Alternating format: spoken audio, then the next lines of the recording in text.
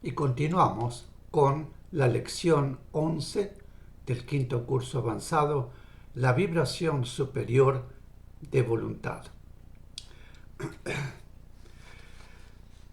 El cuerpo etérico tiene acción en el plano astral y no penetra en el cuerpo físico visible. Transmite las energías vitales a cada cuerpo físico invisible en su propio plano. Y los cuerpos físicos invisibles llevan a las células del cuerpo físico visible las energías físicas en su calidad propia, emocional, sensorial, mental, voluntad. Las energías vitales físicas permiten a los cuerpos físicos invisibles vivir, y las energías vitales provenientes de la partícula espiritual permiten a los cuerpos físicos invisibles actuar. Por su carácter envolvente, el cuerpo etérico refleja bajo diversos aspectos astrales, colores y formas el estado positivo o negativo de las vibraciones físicas visibles o invisibles de los cuerpos físicos. Después de la desencarnación del ser, el cuerpo etérico continúa actuando en el plano astral, hasta el momento de producirse la desintegración de los cuerpos físicos invisibles. Los cuerpos físicos invisibles básicos, que no se desintegran después de cada encarnación, sino cuando el espíritu, a través de su partícula proyectada al mundo, terminó las experiencias que fuera a realizar en él. No reciben energías vitales a través del cuerpo etérico. Estos cuerpos no necesitan energías vitales físicas de los planos astrales. Los rastros y las huellas retenidos en ellos no modifican su sustancia vibratoria, la que permanece siempre pura y en contacto directo con las vibraciones de la partícula espiritual, lo cual la sublima y le permite absorber la energía espiritual que los cuerpos físicos invisibles básicos reciben directamente de la partícula espiritual, y las energías físico-espirituales que se reciben desde el Sol en el plano espiritual del mundo, necesarias para la permanente cohesión de los cuerpos físicos invisibles básicos con la partícula espiritual, y medio de adaptación de la vibración espiritual de la partícula y la vibración, si bien sutilísima, física de los cuerpos físicos invisibles básicos. Pregunta: cuando en las lecciones leemos que Dios es, ¿cómo debemos interpretar este concepto? Explicación: para poder comprender la realidad divina, los humanos necesitan dar forma a la idea, materializando esa forma y asemejándola a algo que conocen o a sí mismos. Así, suponen que Dios es un ser, con una figura que puede ser determinada y hasta dibujada y con atributos humanos, en lo físico y en lo moral, pues con frecuencia podemos oír mencionar la ira de Dios o la bondad divina. Dios no puede tener ira como tampoco puede tener bondad. Dios es. Estas dos palabras, que significan la vida existente de por siempre y en lo eterno, pueden darnos una idea, aunque muy lejana, de la realidad de aquello que llamamos Dios.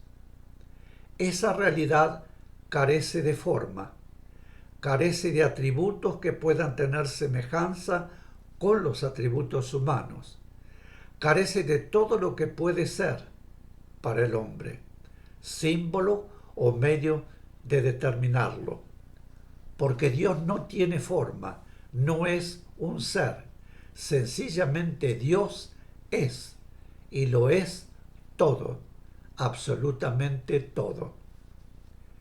Pregunta: Los hechos que se producen en nuestro mundo, por ejemplo, un accidente, ¿son hechos netamente físicos o son hechos que antes de materializarse ya se habían producido? Explicación. El accidente estaba, sin duda, dentro de la necesidad kármica. Primero se formó en el plano mental, por efecto de la ley, actuando a través de la partícula espiritual del ser o de los seres humanos que deben recibir o deben producir el accidente. Pues la partícula espiritual encarnada es perfectamente consciente de las necesidades kármicas propias y de las necesidades kármicas ajenas, en las cuales debe intervenir para ayudar a una determinada realización. Después se proyectó al plano emocional y finalmente se plasmó en el plano físico visible, utilizando para ello los elementos adecuados y siempre de acuerdo con las leyes. Por ejemplo, descuido propio o ajeno, desperfectos de alguna máquina, motor, etc. Ahora bien, ¿cómo pudo formarse en el plano mental? Mediante los propios pensamientos de temor, reflejo inconsciente de su necesidad kármica para sí o para otros, conocida por su partícula espiritual. Esos pensamientos de temor, al reflejarse en el plano mental, formaron en él el accidente, que luego temió ya más concretamente y finalmente se produjo. También puede ser que, aunque el accidente fuera una necesidad kármica de la persona, el mismo hubiera sido generado mental y emocionalmente por la persona que lo produjo y que justamente fuera a aquella otra persona quien debía dañar. Porque las causas de ese accidente era precisamente esa la persona que debía recibir el daño. Podría ser también que ambos estuvieran unidos kármicamente en tal sentido. Eso no podemos saberlo.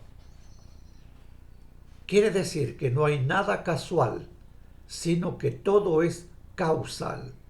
Y las cosas que nos parecen más casuales tienen su origen en el tiempo y están relacionadas con necesidades que nosotros mismos nos hemos creado. No sabemos en cuál de nuestras vidas. Relataremos un caso concreto.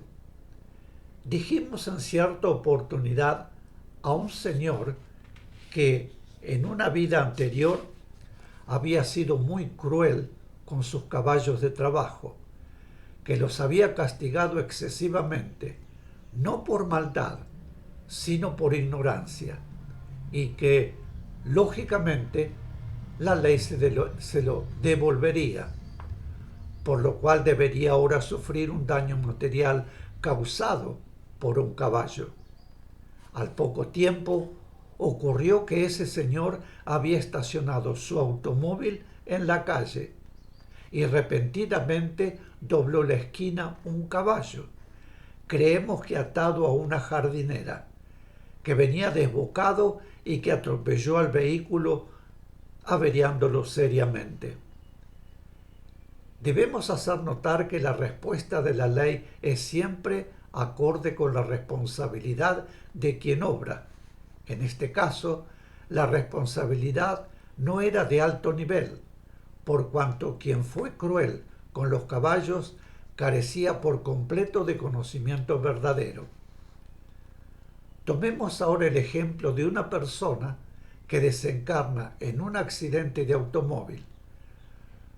Como entre una encarnación y otra transcurren por lo general unos 300 o 400 años, resulta que en sus anteriores vidas humanas, en las cuales generó la necesidad kármica que lo llevó a desencarnar en ese accidente, no existía aún el automóvil.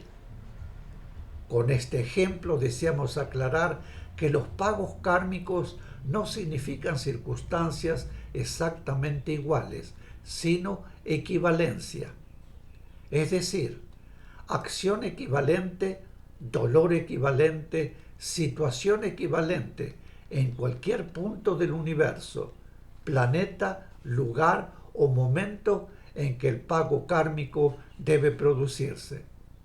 De otra forma, en el caso de tener que ir a experimentar a otro planeta, no podría pagarse la deuda contraída en el planeta anterior.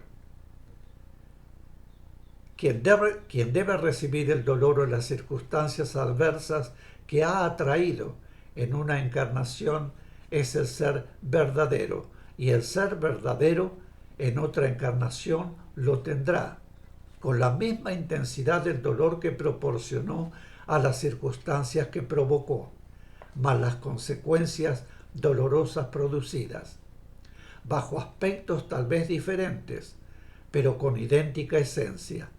Así, si el accidente mortal que constituye la deuda kármica que debe pagar fue provocado por su negligencia, también él sufrirá un accidente por negligencia de alguien. El pago se efectúa en equivalencia, no en exactitud de forma. El hecho de que en el accidente desencarne o no depende del momento en que el accidente se produzca en la vida humana, aunque también podría ocurrir que al llegar el momento de su desencarnación lo haga como consecuencia de ese accidente, para experimentar las consecuencias espirituales de una desencarnación por accidente, tal como él las ocasionó para el otro ser.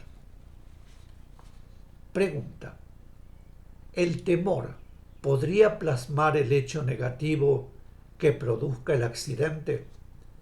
Explicación: el temor es vibración negativa y por lo tanto facilita la realización del aspecto material del hecho. Como esa necesidad kármica tuvo origen negativo, negligencia o despreocupación por el peligro de un accidente para otra persona, lo cual significa desamor, el pago se plasma mediante una vibración también negativa. Pregunta: ¿cómo sabe la partícula espiritual encarnada de una necesidad kármica? Explicación: al encarnar, la partícula tiene, en lo que respecta al trabajo que deberá realizar, ya sea como experiencia o como misión, conocimiento por clara sensación de la finalidad y de los hechos predominantes que deberá encarar durante esa encarnación, porque son los hechos destinados a responder a su necesidad kármica o a su necesidad misionera. Mis queridos, aquí habremos de hacer otra pequeña pausa y vuelvo de inmediato. Gracias.